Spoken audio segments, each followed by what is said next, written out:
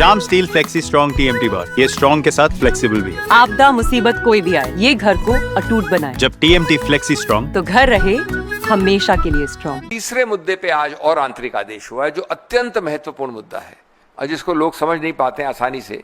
मैं आपको सरल रूप से बता दूं, वक्फ बाय यूजर का मतलब क्या है। वक्फ बाय यूजर जो एक फ्रेज है, लगभग 150 साल से हमारे कानून में चल रहा है।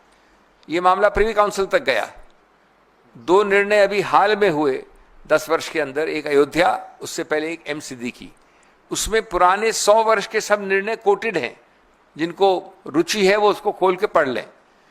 और इन सब में ये कहा गया है कि वक्फ बाय यूजर सिंपली यही है कि आदमी अपने उद्देश्य द्वारा, अपने कार्य द्वारा, अपने कर कमलों द्वारा, अपने बोलने द्वारा, अपने दर्शाने द्वारा एक वक्फ बना सकता है। यह आवश्यक नहीं है कि वो लिखित रूप से उसको प्रमाणित करे, एक रजिस्टर्ड डीड बनाए, एक डॉक्यूमेंट उपजाए।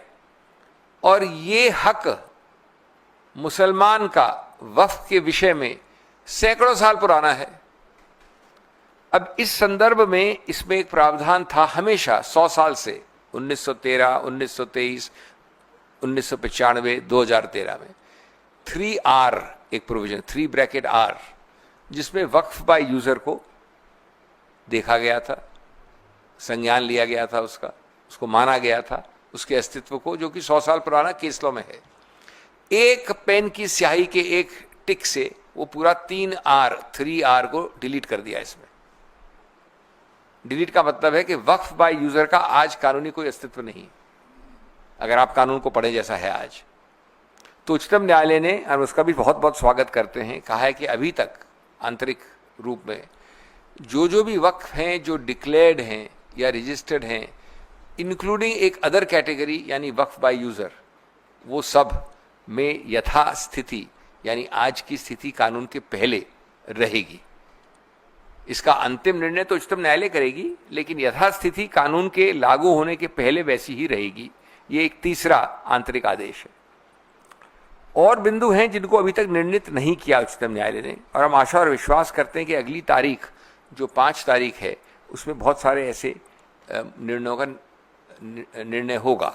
उनमें से एक मुख्य है जिसका निर्णय हमारे पक्ष में अभी नहीं हुआ है, लेकिन मैं आपको समझा दूं। वो है 3 प्रावधान 3C, उसका सब क्लॉज 1, 2 एंड प्रोवाइजो, और साथ साथ 36 और सब क्लॉज 7A और 10। ये बड़ी अजीबोगरीब चीज कहता है, जो हम अगली बार पक्ष रखेंगे उच्चतम न्यायालय के सामने। अभी हमने दलील की, उसमें ऑर्डर नहीं हुआ है। ये बड़ा रोचक पक्ष है। क्या है? मैं किसी कारण से, द्वेष से, प्यार से, गुस्से में, कैसे भी इनके बारे में और इनके वक्फ बारे में आरोप कर देता हूं।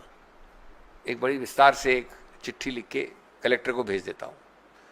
कलेक्टर, जो कि पूरी तरह से सरकार का नुमाइंदा है, किसी भी कारण से उसको एक डिस्प्यूट करार कर देता है। विवाद शब्द इस्तेमाल है, विवाद।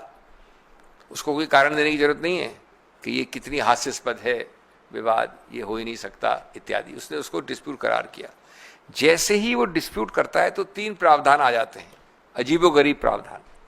पहला प्रावधान कि जब तक वो कलेक्टर जो 100% सरकार का नुमाइंदा है, वो उस विवाद को निर्णित नहीं करे, तब तक ये पक्ष जो मिस्टर इमरान प्रतापगढ़ी का है, वो वक्फ नहीं माना जाएगा। वक्फ, वर्ड्स एग्जैक्ट पढ़ दूं मैं आपको, shall not be treated as waqf property. जब तक कब? जब तक मैं कलेक्टर निर्णित कर रहा हूं। और याद रहे, कलेक्टर सिर्फ नुमाइंदा सरकार का नहीं है। बहुत सारे ऐसे विवाद हैं जहां पर सरकार ने ही वक्फ की जमीन पे इंक्रोचमेंट कर दिया है। इनका कहना है कि आप मेरी जमीन पे बैठे हो, उसी को विवाद बना के तब तक ये कंप्लेनेंट है, तो भी इन्हीं के विवाद के आधार पे इन्हीं की वक्फ प्रॉपर्टी नहीं में रहेगी जब तक विवाद नहीं निर्णित होगा। ये आपको विश्वास है तो आप उठा के पढ़ लीजिए। इसमें 3C कैपिटल 2 ब्रैकेट प्रोवाइजो। अब इसके 2 और परिणाम हैं। दूसरा परिणाम है कि अगर आप विवाद के अंदर हो, तो अगर चाहे भी मिस्टर प्रतापगढ़ी, तो भी जाकर इसको रजिस्टर नहीं करवा सकते, क्योंकि विवादित है। तो रजिस्ट्रेशन प्रतिबंधित है। जो ये एक्ट चाहता है कि रजिस्टर हो, लेकिन साथ साथ दूसरे आवाज में कहता है कि जब तक ये विवाद तब तक रजिस्टर नहीं कर सकते, कोई रजिस्टर करेगा नहीं। और तीसरा, जब तक आप रजिस्टर नहीं करेंगे तो आप किसी कोर्ट कचहरी नहीं जा सकते। यह है 36(7A)(10), दो है प्रावधान। अब देखिए ये चक्रव्यूह जो बनाया है, ये पूरा चक्रव्यूह है। इस चक्रव्यूह में बड़े से बड़ा योद्धा अभिमन्यु भी नहीं निकल सकता पहले तो। और उससे ऊपर मजाकिया है कि कलेक्टर को कोई समय सीमा नहीं जब तक विवाद निर्णित करे,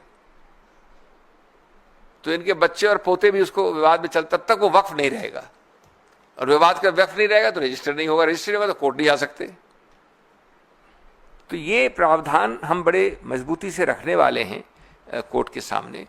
और प्रावधान है जिनका मैं अभी आपको लिमिटेशन का और एंशिएंट मॉन्यूमेंट्स एक्ट का, उसके बारे में आपको ट्रबल नहीं करूंगा, लेकिन मैं सिर्फ मेरा अभिप्राय, मेरा उद्देश्य एक ही था, ये बताना कि ये एक बहुत सब्सटेंटिव, मजबूत, तथ्यों पे आधारित, कानून के महत्वपूर्ण तर्कों पे आधारित एक याचिकाएं हैं, कई सारी याचिकाएं हैं। ये कोई ऐसा नहीं है कि किसी के स्वप्न लोक से इजाद हुआ कोई एक फ्रिवलस, फॉल्स, वेक्सेशियस तरह का याचिका है। और ये मुद्दे गंभीर हैं। जैसा मैंने कहा, 3 मुद्दों पे जो आंतरिक आदेश हुआ उसको हम स्वागत करते हैं। हम मानते हैं कि ये कानून ये विडंबना बनाता है कि जैसा मैं अपनी संसद की भाषण में कहा था कि मिट्टी मेरी, मकान मेरा, इबादत मेरी, निशान मेरा। मिट्टी मेरी, मकान मेरा, इबादत मेरी, निशान मेरा, फिर भी कहते हैं सबूत दे कि हक है तेरा। तो ये जो विपरीत रूप से ये बदलता है पूरा सिस्टम, ये बहुत आपत्तिजनक है।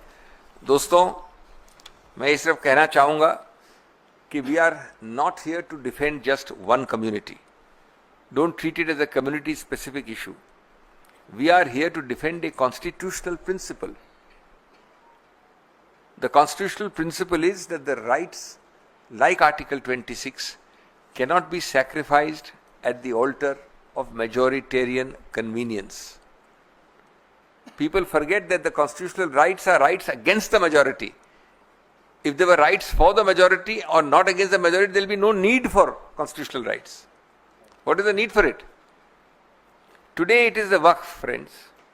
Tomorrow it could be your shrine, your institution, your faith, and even your voice. The act is not just legally flawed, it is morally vacuous, it is morally vacant. It takes the soul of religious freedom and stuffs it into a file marked subject to approval. If this can be done in the name of administrative regulation, then no freedom is safe and no institution is sacred. This is not the future which our framers envisioned, and it is not the future which the Congress party will allow, subject to the court orders. ये सिर्फ मामले को मुसलमान या अल्पसंख्यक की नज़र से देखना सही नहीं होगा। ये मामला निश्चित रूप से उनके संबंध का है, लेकिन ये संविधान की आत्मा का सवाल है सर्वोपरि रूप से। अगर आज एक समुदाय के धार्मिक संस्थानों पर कब्जा हो सकता है, तो कल हर अल्पसंख्यक संस्था खतरे में होगी। ये विधेयक संविधान की बराबरी की भावना को पर आक्रमण करता है, और ये धार्मिक स्वतंत्रता को सरकारी मंजूरी से जोड़ने की कोशिश करता है। आपकी संवैधानिक स्वतंत्रता, आपकी धार्मिक स्वतंत्रता मेरी प्रशासनिक या सरकारी मजबूरी पर निर्भर है। अगर हम आज नहीं बोलेंगे तो कल बोलने का हक शायद हम सबसे भी छिन जाएगा। और ये लड़ाई केवल एक कानून की नहीं, एक सोच के विरुद्ध है।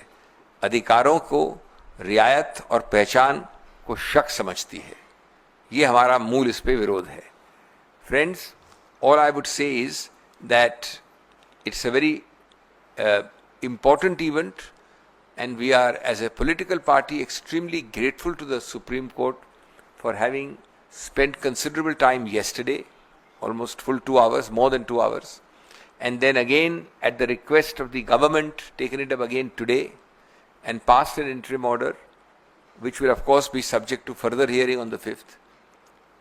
And we believe that this is an extremely important step towards the restoration of constitutional principle, constitutional morality, and constitutional correctness and rightness. ये स्टाइल का मामला है, रूपा फ्रंटलाइन।